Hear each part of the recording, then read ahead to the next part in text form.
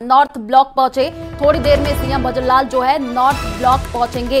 इस वक्त की सबसे बड़ी जानकारी आपको दे रहा है गृह मंत्रालय में 3 कानून को लेकर के बैठक और बैठक में भजनलाल शर्मा शामिल होंगे। इस वक्त की सबसे बड़ी जानकारी आपको दे रहे हैं दिल्ली से। केंद्रीय गृह मंत्री अमित शाह नॉर्थ ब्लॉक पहुंचे हैं और थोड़ी ही देर में कहा यह जा रहा है कि सीएम भजनलाल शर्मा जो है नॉर्थ ब्लॉक पहुंचेंगे।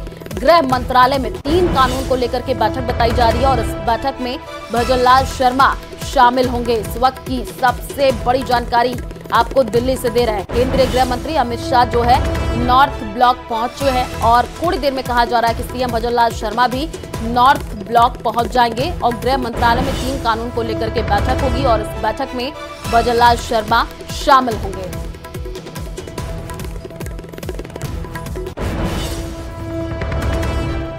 ज्यादा जानकारी के लिए संवाददाता विनीत हमारे साथ फोन लाइन पर जुड़ चुके हैं। विनीत, सीएम भजनलाल भी थोड़े देर में पहुंचने वाले हैं, इस बैठक में शामिल होंगे, अपडेट क्या है पूरे मामले में? केंद्रीय गृह मंत्री अमित शाह जो है वो गृह मंत्रालय पहुंच गए। हालांकि उनका आज कई अन्य कार्यक्रम भी था, लेकिन आज शनिवार के दिन भी वो जो है वो गृह मंत्रालय आ गए हैं, क्योंकि जिस तरह से वह 3 कानून जो है वो लागे गए थे और उसको लेकर के लगातार विभिन्न राज्यों से फीडबैक जो है वो लिया जा रहा है। इसी कड़ी में राजस्थान की ओर से फीडबैक जो है वो आज दिया जाएगा। तो थोड़ी देर में जो राजस्थान के मुख्यमंत्री भजनलाल शर्मा वो भी यहाँ पर आएंगे, गृह मंत्रालय आएंगे और जो 3 कानूनों से जुड़े हुए फीडबैक है वो उन्हें देंगे। साफ तौर पर यहाँ पर हम देख सकते हैं कि इससे पहले जो है वो उत्तर प्रदेश के मुख्यमंत्री योगी आदित्यनाथ भी आए थे, उनके साथ उनके जो अधिकारी थे वो भी यहाँ पर थे और उन्होंने भी 3 कानूनों से जुड़े हुए फीडबैक जो है वो अपने जो है वो केंद्रीय गृह मंत्री और गृह मंत्रालय के अधिकारियों के साथ शेयर किया था। और अब इसी कड़ी में राजस्थान के मुख्यमंत्री जो है वो अब थोड़ी देर बाद नॉर्थ ब्लॉक पहुंचेंगे, जहां पर गृह मंत्रालय में वो इन कानूनों को लेकर के चर्चा करेंगे और फीडबैक देंगे। ठीक है विनीत, आप नजर बना करके रखिए, आगे भी आपसे अपडेट लेंगे। फिलहाल शुक्रिया तमाम जानकारी साझा करने के लिए और चलिए रुक करते हैं अगली खबर की ओर। अलवर से बड़ी खबर सामने आ रही है। कैफे पर पुलिस ने छापेमारी की है। 6 से अधिक युवकों को पुलिस ने पकड़ा है और पकड़े गए युवकों को पुलिस थाने लेकर के जो है गई है। इस वक्त की बड़ी अपडेट आपको दे रहे हैं। कैफे में अवैध गतिविधियों की सूचना मिली थी। पुलिस की छापेमारी से हड़कंप मचा हुआ है। स्पा सेंटरों को नोटिस देकर दस्तावेजों की जांच होगी।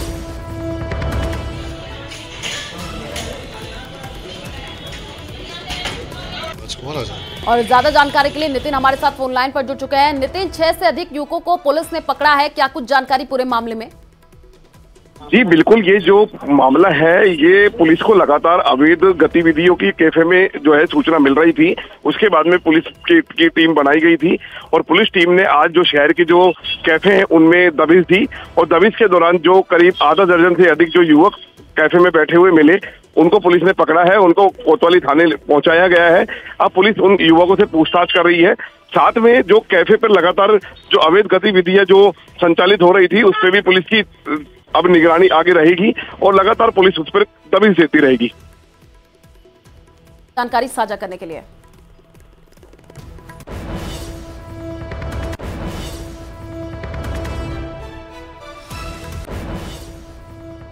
चूरू के रतनगढ़ से बड़ी खबर सामने आ रही है। गंदगी देख जो है मंत्री मदन दिलावर भड़के हैं। मदन दिलावर ने गांव की गलियों का निरीक्षण किया और निरीक्षण के दौरान गंदगी देख करके मदन दिलावर भड़क गए। गलियों में कीचड़ जो है उन्होंने देखा और नाराजगी जताई है और मदन दिलावर ने लोगों से पूछा सफाई करने वाला आता है। इस पर ग्रामीणों ने इनकार कर दिया और बताया कि गांव में सफाई नहीं होती, ना तो कोई झाड़ू लगाने आता है और ना ही कचरा उठाने के लिए कोई आता है। तो बड़ी जानकारी आपको चूरू के रतनगढ़ से दे रहे हैं, जहां पर मंत्री मदन दिलावर पहुंचे और गंदगी देख करके भड़क गए। तो उन्होंने आसपास के लोगों से पूछा क्या कोई यहाँ पर सफाई करने के लिए आता है, सफाई होती है यहाँ पर? तो गांव वालों ने बताया कि कोई भी यहाँ पर सफाई करने के लिए नहीं आता है, ना ही यहाँ से कचरा उठाया जाता है। तस्वीरें भी आपको टीवी स्क्रीन पर दिखा रहे हैं। 15 खड्डा बने रहा है। आपका कोई आदमी हो राजनीतिक में और स्वास्थ्य केंद्र वालों स्कूल में छोड़ दिया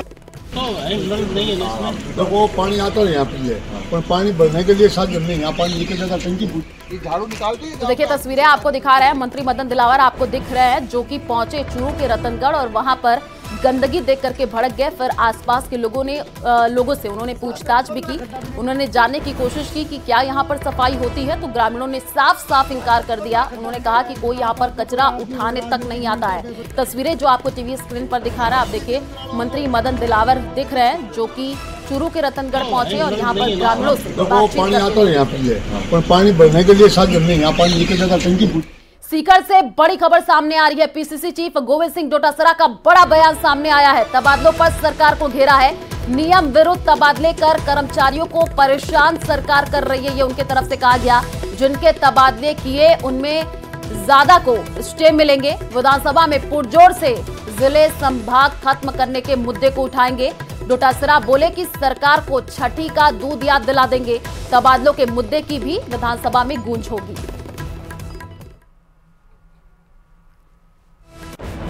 में तो बहुत मुद्दे हैं साहब, प्रदेश के अंदर मुद्दे ही मुद्दे हैं। इन्होंने तो कोई काम तो कुछ किया नहीं है। युवाओं को बरगलांगने का काम कर रहे हैं कि हम आपको नौकरियां दे रहे हैं, कोई नौकरियां ये नहीं दे पा रहे हैं। जिला संभाग ये खत्म कर रहे हैं। किसान परेशान है, महंगाई कम कर नहीं पाए हैं। महिला सशक्तिकरण के लिए इन्होंने जो बातें की थी वो ये कोई कर नहीं पा रहे हैं। आज पेंशन किसी को मिल नहीं रही है, बेरोजगारी भत्ता मिल नहीं रहा है। तो मैं कितने मुद्दे गिनाऊं, बिजली का निजीकरण कर रहे हैं। इतने मुद्दे हैं कि इनको छट्टे का दूध याद दिला देंगे।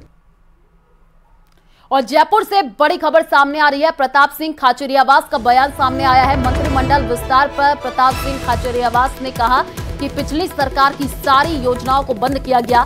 मंत्रिमंडल का विस्तार मायने नहीं रखता है। खाचरियावास की तरफ से यह कहा गया। उन्होंने कहा कि बल्कि मायने ये रखता है कि जनता को न्याय मिले, सरकार जनता का काम करे। सुनिए क्या कुछ उन्होंने कहा। बहुत खराब है, इसलिए मैं इतना कह सकता हूँ कि मंत्रिमंडल ये बनाए नहीं बनाए, एक्सटेंशन करे नहीं करे, जो मंत्री अभी फेल हो गए आगे वो मंत्री क्या न्याय करेंगे। तो अभी का जो पूरा मंत्रिमंडल फेल है, अब ये अपना मंत्रिमंडल एक्सटेंशन करे नहीं करे इससे कोई फर्क नहीं पड़ रहा।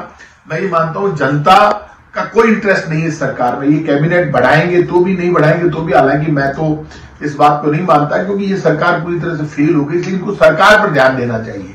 अभी ये इस तरह की चर्चाएं चल रही है, कोई कह रहा है कि मंत्रिमंडल एक्सटेंशन होगा, कोई कह रहा है मंत्री बदलेंगे। बदले या नहीं बदले, एक्सटेंशन करे या नहीं करे, जनता को कोई मतलब नहीं है क्योंकि ये सरकार जनता से बहुत दूर हो चुकी है। इसलिए अब सरकार कुछ भी करे, जनता का विश्वास। और क्या चंबल के बिहड़ों में फिर से डकैतों की घोड़ों की टाप सुनाई दे रही है? क्या चंबल में फिर डकैतों की गोलियों की आवाज सुनाई दे रही है? क्या चंबल में फिर डकैत लौट रहे हैं? पुलिस के रिकॉर्ड तो यही कह रहे हैं। पिछले एक साल में आपको बता दें कि 106 डकैत खड़े हो गए हैं। क्या ये वाकई डकैत है या मामला है कुछ और? आइए समझते हैं इस रिपोर्ट में।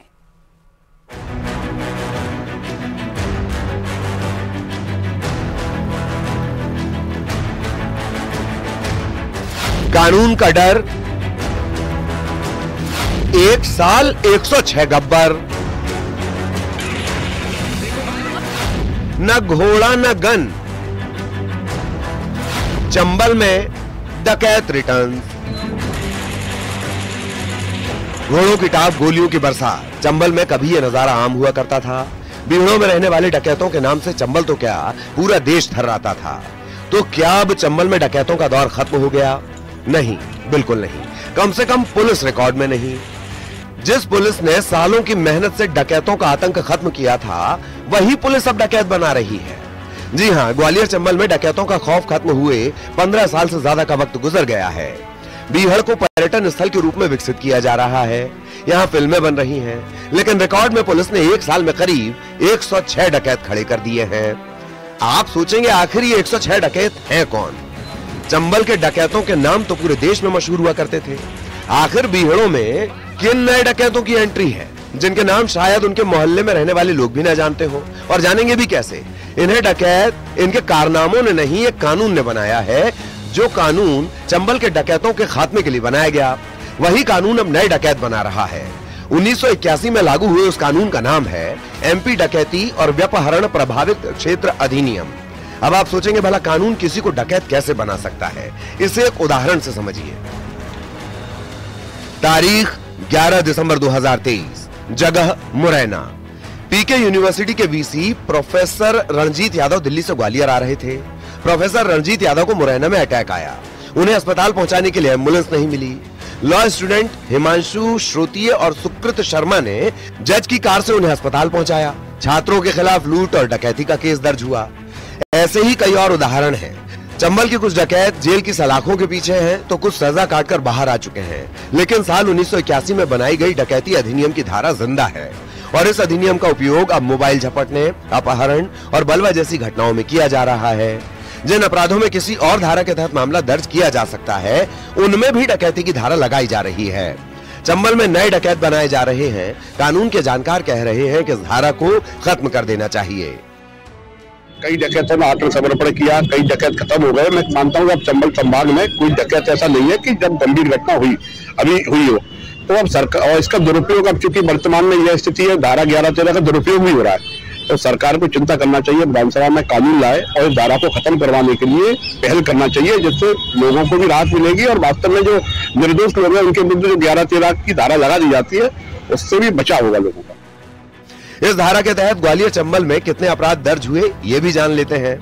ग्वालियर में 2023 में 48 मामले, 2024 में 35 मामले, शिवपुरी में 2023 में 34 मामले, 2024 में 19 मामले, मुरैना में 2024 में 12 मामले, भिंड में 2024 में 15 मामले, दतिया में 2024 में 14 मामले, श्योपुर में 2024 में 4 मामले। यह अधिनियम 7 अक्टूबर 1981 को उन क्षेत्रों में लागू किया गया था जहां 70-80 के दशक में डकैती, लूट और फिरौती के लिए अपहरण होते थे। अभी ग्वालियर, शिवपुरी, भिंड, मुरैना, श्योपुर, दतिया, रीवा और सतना में ये लागू है। इस धारा में विशेष कोर्ट में जमानत नहीं होती, ऐसे में इस धारा का उपयोग किया जा रहा है। ग्वालियर आईजी कहते हैं कि हर मामले में इस धारा का उपयोग नहीं किया जाना चाहिए।